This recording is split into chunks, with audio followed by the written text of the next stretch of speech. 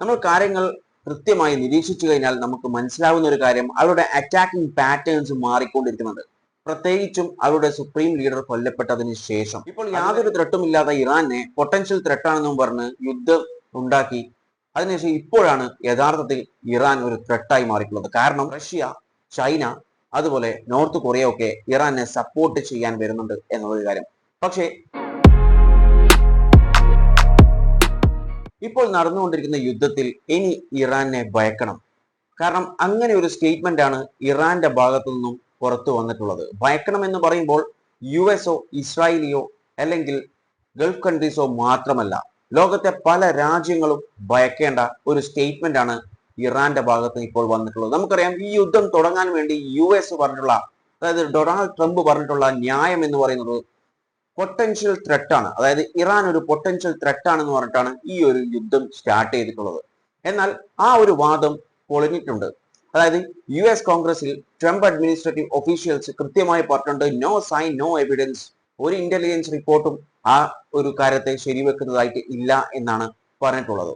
നമുക്കറിയാം ഈ യുദ്ധം തുടങ്ങിയത് മുതൽ ഇറാന്റെ ടാർഗറ്റ് എന്ന് പറയുന്നത് ഇസ്രായേൽ, അതുപോലെ യുഎസിനെ എന്ന് പറയുമ്പോൾ ഗൾഫ് കൺട്രീസിലെ US ബേസിനെ, ഫെസിലിറ്റീസിനെ ഒക്കെയാണ് ഇറാൻ അടിച്ചുകൊണ്ടിരുന്നത്. എന്നാൽ അവിടുത്തെ ഇറാന്റെ സുപ്രീം ലീഡർ മരണപ്പെട്ടതിന് ശേഷം അല്ലെങ്കിൽ കൊല്ലപ്പെട്ടതിന് ശേഷം അവരുടെ ടാർഗറ്റിൽ മാറ്റങ്ങൾ വന്നിട്ടുണ്ട്. വെറും US ഫെസിലിറ്റീസിനെ മാത്രമല്ല അവരിപ്പോൾ ടാർഗറ്റ് ചെയ്തിട്ട് അടിച്ചുകൊണ്ടിരിക്കുന്നത്. അവരുടെ ഹിറ്റ് കിട്ടിക്കൊണ്ടിരിക്കുന്നത് പല ഓയിൽ റിഫൈനറീസിന് കിട്ടുന്നുണ്ട്, അതുപോലെ റെസിഡൻഷ്യൽ ഏരിയയിൽ വീഴുന്നുണ്ട്. കുറച്ച് ആളുകൾ മരണപ്പെട്ടിട്ടുണ്ട്. പക്ഷേ ആ ആളുകൾ എന്ന് പറയുന്നത് ഈ ഒരു ഡിബ്രീസ് കാരണമാണ് ഗൾഫ് കൺട്രീസിലുള്ള മരണങ്ങളൊക്കെ സംഭവിച്ചിട്ടുള്ളത്. അതായത് മിസൈൽ ഇന്റർസെപ്റ്റ് ചെയ്യുമ്പോൾ ഉണ്ടാവുന്ന ഡിബ്രീസ് കാരണം. പക്ഷേ ചില റെസിഡൻഷ്യൽ ഏരിയയിൽ അറ്റാക്ക് നടന്നിട്ടുണ്ട് എന്ന് പറയുന്നുണ്ട്, ഓയിൽ റിഫൈനറീസിൽ നടന്നിട്ടുണ്ട് എന്ന് പറയുന്നു. അതുപോലെ US എംബസി ഇൻ റിയാദിലെ US എംബസിയിൽ ഇപ്പോൾ ഇന്ന് ഒരു അറ്റാക്ക് നടന്നിട്ടുണ്ട് എന്നാണ് റിപ്പോർട്ടുകൾ പറയുന്നത്. അപ്പോൾ അവരുടെ അറ്റാക്കിംഗ് ഒരു പ്ലാൻ, അതായത് ഒരു റൂട്ട് മാറിയിട്ടുണ്ട്. വെറും US ഫെസിലിറ്റീസിനെ മാത്രമല്ല ഇപ്പോൾ ടാർഗറ്റ് ചെയ്തുകൊണ്ടിരിക്കുന്നത്, അവരുടെ ടാർഗറ്റ് ചേഞ്ച് ആയിട്ടുണ്ട്. നമുക്ക് ഇറാനിലെ ഫോറിൻ മിനിസ്റ്റർ ആയിട്ടുള്ള അബ്ബാസ് പറയുന്നത് കേൾക്കാം.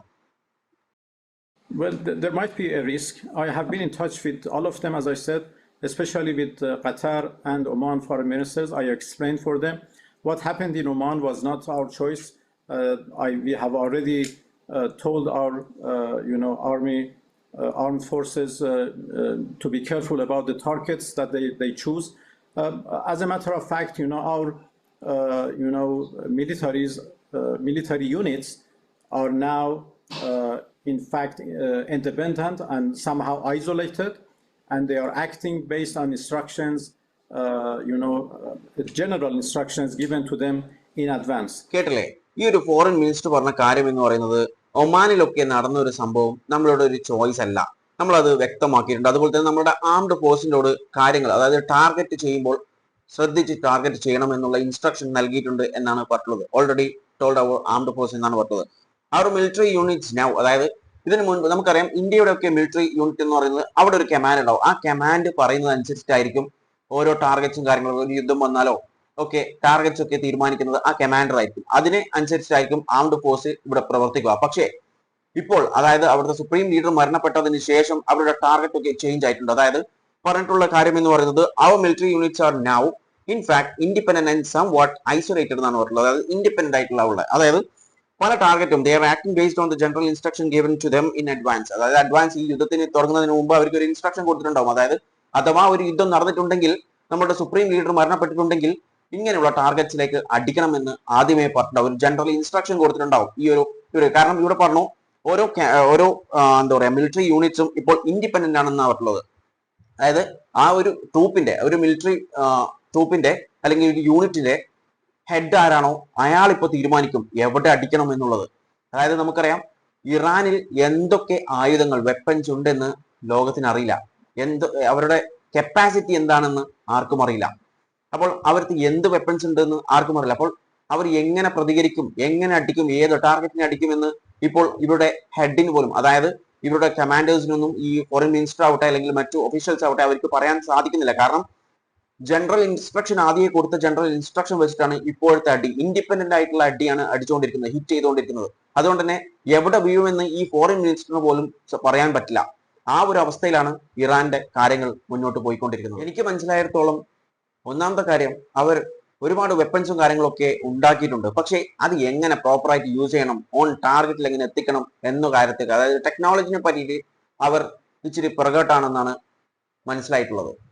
അപ്പോൾ അങ്ങനെ വരുമ്പോൾ അവർ നിശ്ചയിച്ച ടാർഗറ്റിലല്ല ഈ സാധനങ്ങളൊക്കെ പോയിട്ട് വീഴുക. അത് മാത്രമല്ല, എത്ര ദൂരം വരെ അടിക്കാനുള്ള കപ്പാസിറ്റി ഉള്ള സാധനങ്ങൾ അവരുടെ കയ്യിലുണ്ട് എന്നറിയില്ല. കാരണം അവരുടെ സുപ്രീം ലീഡറൊക്കെ മരണപ്പെട്ട ഈ ഒരു സാഹചര്യത്തിൽ ഒരു പക്ഷേ അവർക്ക് തോന്നിയാൽ, അതായത് എന്തായാലും നമ്മൾ തീരാൻ പോവുകയാണ്, എല്ലാത്തിനും അടിച്ച് തീർത്തിട്ട് പോകാമെന്നൊരു സാധനം അവർ വെച്ചിട്ട് അടിക്കാൻ തുടങ്ങിക്കഴിഞ്ഞാൽ അവർക്ക് എവിടെ വരെ എത്താൻ പറ്റുമെന്ന് നമുക്ക് ഊഹിക്കാൻ പോലും പറ്റില്ല. കാരണം അങ്ങനെയുള്ള വെപ്പൺസ് അവരുണ്ടാക്കിയിട്ടുണ്ട് എന്നാണ് റിപ്പോർട്ടുകൾ സൂചിപ്പിക്കുന്നത്. നമ്മൾ കാര്യങ്ങൾ കൃത്യമായി നിരീക്ഷിച്ചു കഴിഞ്ഞാൽ നമുക്ക് മനസ്സിലാവുന്ന ഒരു കാര്യം, അവരുടെ അറ്റാക്കിംഗ് പാറ്റേൺസ് മാറിക്കൊണ്ടിരിക്കുന്നുണ്ട്.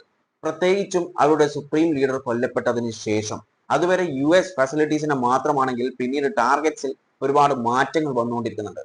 അത് ഈ പറഞ്ഞതുപോലെ ജനറൽ ഇൻസ്ട്രക്ഷൻ കൊണ്ടായിരിക്കാം. കാരണം ജനറൽ ഇൻസ്ട്രക്ഷൻ ഒരു പക്ഷേ കൊടുത്തിട്ടുണ്ടാവുക യുദ്ധം വരുന്നതിന് മുമ്പ്, അതായത് ഒരു യുദ്ധം വന്നു, നമ്മുടെ സുപ്രീം ലീഡറിനെ കൊല്ലപ്പെട്ടിട്ടുണ്ടെങ്കിൽ ഇങ്ങനെയുള്ള അറ്റാക്സ് ആവണം അടിക്കേണ്ടത് എന്നൊരു ഇൻസ്ട്രക്ഷൻ ചിലപ്പോൾ ജനറലി കൊടുത്തിട്ടുണ്ടാവാം.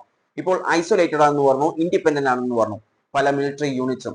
അപ്പൊ ഇനി ഇവരൊക്കെ കോർഡിനേറ്റ് ചെയ്യണം. ഇവരൊക്കെ കോർഡിനേറ്റ് ചെയ്യാൻ പറ്റിയിട്ടില്ലെങ്കിൽ ഉള്ള പ്രശ്നം ഇതുപോലുള്ള കാര്യങ്ങൾ, അതായത് വേറെയും ഒരുപാട് ഹിറ്റ്സ് നടക്കാനുള്ള, അതായത് ഇവർ വിചാരിച്ചതിന് അപ്പുറമുള്ള ടാർഗറ്റ്സിലേക്ക് ഹിറ്റ് ചെയ്യാനുള്ള സാധ്യത കൂടുതലാണ്.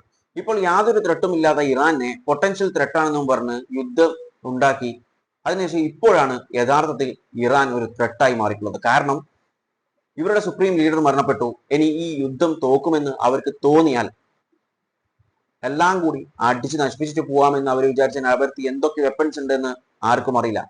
അതുകൊണ്ട് തന്നെ ഇപ്പോഴാണ് അവർ ഒരു ത്രെട്ടായി മാറാൻ പോകുന്നത്.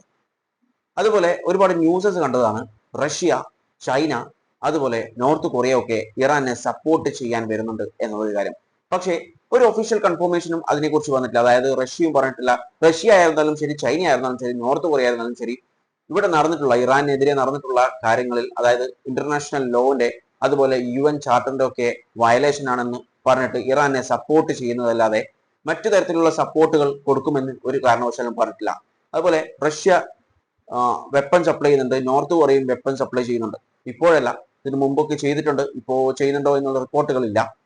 അപ്പോൾ ഇപ്പോൾ ഇസ്രായേൽ, ഇറാൻ, അതുപോലെ നോർത്ത് കൊറിയനെ നോക്കിക്കഴിഞ്ഞാൽ നോർത്ത് കൊറിയക്ക് കുറച്ചും കൂടിയും ഡിപ്ലോമാറ്റിക് റിലേഷൻഷിപ്പ് ഉള്ളത് ഇറാനുമായിട്ടാണ്. ഇസ്രായേലുമായിട്ട് യാതൊരു തരത്തിലുള്ള റിലേഷൻഷിപ്പും നോർത്ത് കൊറിയക്കില്ല. ന്യൂസസിൽ കണ്ടിട്ട്, അല്ലെങ്കിൽ കുറച്ച് സോഷ്യൽ മീഡിയസിലും ഒക്കെ കണ്ടിട്ടുള്ളതെന്ന് വെച്ചാൽ നോർത്ത് കൊറിയ വില്ലിംഗ് ആണ്, എപ്പോൾ വേണമെങ്കിലും വിളിച്ചാൽ വന്നിട്ട് അടിക്കാൻ വേണ്ടി എന്നൊരു കാര്യങ്ങളൊക്കെ കാണുന്നുണ്ട്. പക്ഷെ അതൊക്കെ ഫേക്ക് ആണ്. കാരണം ഒഫീഷ്യലായിട്ട് നോർത്ത് കൊറിയന്റെ സൈഡിൽ നിന്ന് അങ്ങനെ ഒരു കാര്യം വന്നിട്ടില്ല. പക്ഷേ നമ്മളിവിടെ മനസ്സിലാക്കേണ്ടത്, മേ ബി അഥവാ റഷ്യയും ചൈനയും നോർത്ത് കൊറിയയും ഈ ഒരു വാറിലേക്ക് ഇറാനെ സപ്പോർട്ട് ചെയ്തിട്ട് ഇറങ്ങിക്കഴിഞ്ഞാൽ അതൊരു തേർഡ് വേൾഡ് വാറിലേക്ക് കടക്കും. കാരണം നമുക്കറിയാം, ഇപ്പോൾ ഓപ്പോസിറ്റ് സൈഡായിട്ട്, അതായത് ഇറാന്റെ ഓപ്പോസിറ്റ് സൈഡായിട്ട് റഷ്യയും US-ഉം ഇസ്രായേലുമാണ്. അതിനപ്പുറം തന്നെ ഇപ്പോൾ ബ്രിട്ടൻ ചെറുതായിട്ടുള്ള ഒരു സപ്പോർട്ട് കൊടുത്തിട്ടുണ്ട്. പക്ഷെങ്കിൽ അത് ലിമിറ്റഡ് സപ്പോർട്ടാണെന്ന് ബ്രിട്ടൻ കറക്റ്റ് ആയിട്ട് പറഞ്ഞിട്ടുണ്ട്. UK പറഞ്ഞിട്ടുള്ള കാര്യം എന്ന് പറയുന്നത് അതൊരു ലിമിറ്റഡ് ആയിട്ടുള്ള, അതായത് നമ്മുടെ എയർ ബേസസ് നിങ്ങൾക്ക് യൂസ് ചെയ്യാം, അതും ലിമിറ്റഡ് ആയിട്ട് ഇറാനെ അടിക്കാൻ വേണ്ടി മാത്രം എന്നാണ് ബ്രിട്ടൻ പറഞ്ഞിട്ടുള്ളത്. അപ്പോൾ ഇത് എസ്കലേറ്റ് ചെയ്ത് കഴിഞ്ഞു കഴിഞ്ഞാൽ ഇത് ഏതറ്റത്തേക്ക് പോകുമെന്ന് ആർക്കും പറയാൻ പറ്റില്ല. അമേരിക്ക പറഞ്ഞിട്ടുള്ള, ട്രംപ് പറഞ്ഞിട്ടുള്ള കാര്യം എന്ന് പറയുന്നത് 4 ആഴ്ച 5 ആഴ്ച വരെ വേണമെങ്കിലും നമുക്ക് ഈ യുദ്ധം കൊണ്ടുപോകാം, യാതൊരു പ്രശ്നമില്ല, നമ്മൾ ഫുള്ളി എക്യുപ്ഡ്, ഫുള്ളി പ്ലാൻഡ് ആണ് എന്നാണ് പറഞ്ഞിട്ടുള്ളത്. അതായത് ഇതൊരു പ്ലാൻഡ് ആയിട്ടുള്ള ഒരു അറ്റാക്ക് ആണെന്ന് ഓൾറെഡി US-ന്റെ ഭാഗത്തുനിന്ന് പറഞ്ഞിട്ടുണ്ടായിരുന്നു. വെൽ പ്ലാൻ ചെയ്തിട്ടുള്ള ഒരു അറ്റാക്ക് ആണ്. അതുകൊണ്ട് തന്നെ 4 5 ആഴ്ച വരെ കൊണ്ടുപോകാൻ നീളാൻ വേണ്ടിയിട്ട് നമുക്ക് യാതൊരു പ്രശ്നവുമില്ല എന്ന് US പറഞ്ഞിട്ടുണ്ട്. അതേസമയം ഇസ്രായേൽ പറഞ്ഞിട്ടുള്ള, അതായത് ഇസ്രായേലിന്റെ നേതാവായിട്ടുള്ള ബെഞ്ചമിൻ നെതന്യാഹു പറഞ്ഞിട്ടുള്ള കാര്യം എന്ന് പറയുന്നത്, എത്രയും പെട്ടെന്ന് പറ്റുമോ അത്രയും പെട്ടെന്ന് ഈ ഒരു യുദ്ധം അവസാനിപ്പിക്കുമെന്നാണ് അവർ പറഞ്ഞത്. അവർ ഏതർത്ഥത്തിൽ അത് പറഞ്ഞാണ്, അതായത് നെഗോസിയേഷൻ വഴി നിർത്തിക്കും എന്നാണോ, അല്ല ഇറാനെ മൊത്തത്തിൽ അവസാനിപ്പിച്ച് നിർത്തിക്കും, അതായത് ഈ ഒരു വാർ അവസാനിപ്പിക്കും എന്നാണോ പറഞ്ഞിട്ടുള്ളത് എന്ന് ആർക്കറിയാം.